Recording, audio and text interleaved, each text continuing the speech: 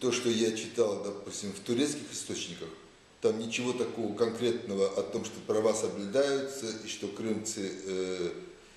крымцами все нормально, и Крым должен принадлежать России, такого ничего не было проговорено ни турецкой стороной. Вот. Да, были какие-то слова с российской стороны там о том, что там все соблюдается, это скорее напоминало оправдание, вот, чем объяснение. А журналисты, как обычно, все преувеличили, взяли, извратили.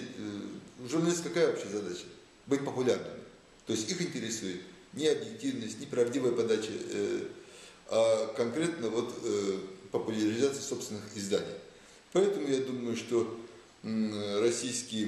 пророссийские СМИ, которые и без того, в общем-то, в информационном голоде и, как правило, вообще из пальцев высасывают, то есть просто откровенно лгут, здесь, немножечко видоизменив подачу информации, сделали ее как бы немножко правдоподобной, ожидаемой, тем более, что все это муссировалось, я видел по интернету, различными вот этими изданиями.